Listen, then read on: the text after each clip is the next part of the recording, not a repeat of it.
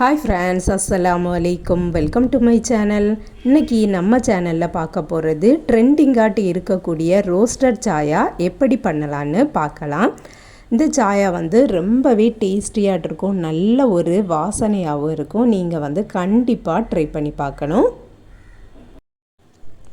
எவ்வளவு சாயா போட போகிறோமோ அந்த அளவுக்கு பால், சீனி, தேயிலை எல்லாமே எடுத்து ரெடியாக வச்சுக்கிடணும். அடுப்பை ஆன் பண்ணிவிட்டு பாத்திரத்தை வச்சுட்டு எடுத்து வச்சுருக்கக்கூடிய தேயிலையை போட்டுட்டு வறுக்கணும். அடுப்பை மிதமான தீயில தான் வைக்கணும். தேயிலை நல்லா கரிஞ்சு போயிடக்கூடாது. லைட்டாக இந்த மாதிரி புகை வரக்கூடிய நேரத்தில் எடுத்து வச்சுருக்கக்கூடிய சீனியை போட்டுறணும். நான் 3 கப்பு சாயாவுக்கு தேவையாட்டு தேயிலையும் சீனியும் எடுத்து ரெடியாட்டு வச்சுருக்கேன். இதே மாதிரியே பாலும் எடுத்து ரெடியாட்டு வச்சுக்கிடணும். இந்த சீனியை போட்டதுமே கேரமலைஸ்லாம் ஆகாது, கொஞ்ச நேரம் ஆகும். ஏன்னா நம்ம மிதமான தீயில தான் வச்சுருக்கோம்.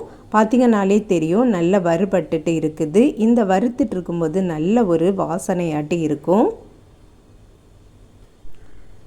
சீனி போட்டிருக்கிறதுனால சைட்லலாம் கொஞ்சமாக ஒட்டி வந்துட்டே இருக்கும். நம்ம நல்லா வறுத்து விட்டுக்கலாம்.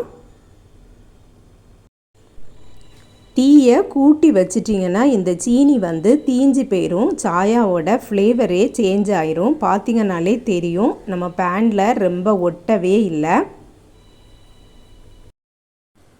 பால் ஏற்கனவே காய்ச்சி ஆற வச்சு ஃப்ரிட்ஜில் வச்சுருந்தேன். அந்த பாலை தான் நான் எடுத்து வச்சுருக்கேன். ஃப்ரெஷ் பால் வேணால் கூட ஊற்றிக்கிடலாம். இதில் கொதிக்க வச்சு தான் ஊற்றணும் அப்படின்ட்டுலாம் இல்லை. சீனி பார்த்திங்கன்னா அப்படியே உருண்டு வந்துட்டுருக்கு. இந்த ஸ்டேஜில் நம்ம பாலை ஊற்றிடலாம்.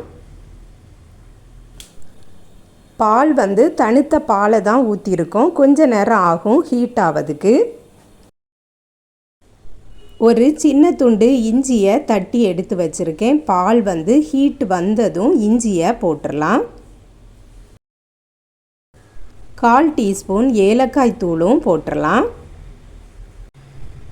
இனி எல்லாம் சேர்ந்து நல்லா கொதிக்கட்டும். சாயா நம்ம எந்த டைப்பில் போடுறதா இருந்தாலும் நல்லா கொதிக்கணும். அது ரொம்பவே முக்கியம். இப்போ பார்த்திங்கன்னா கொதிக்க ஆரம்பிச்சிட்டு இருக்குது.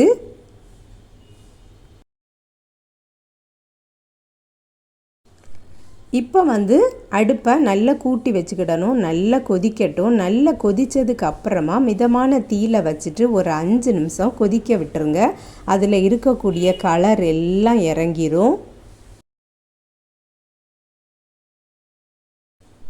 தேயிலை, சீனி எல்லாமே ஸ்டார்டிங்கில் போடுறது தான். எக்ஸ்ட்ரா போட வேண்டியதே இல்லை. நம்ம கணக்காக தான் போட்டிருக்கோம்.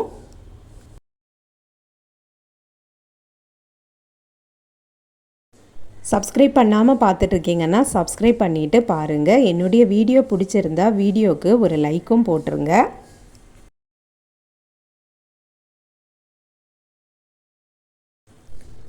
சாயாவோட கலர் வந்தாச்சு. இனி அப்படியே தீயை குறைச்சி வச்சிடலாம். இந்த சாயாவை கண்டிப்பாக ட்ரை பண்ணி பார்த்துட்டு கமெண்டில் எப்படி இருக்குன்னு சொல்லுங்கள். நல்லாவே டேஸ்டியாட்டு இருந்தது. ரோஸ்டட் சாயா சூப்பராக ரெடி ஆகிட்டு நீங்களும் கண்டிப்பாக ட்ரை பண்ணி பாருங்கள். இப்போ அடுப்பை ஆஃப் பண்ணிவிட்டு கிளாஸில் ஊற்றிடலாம்.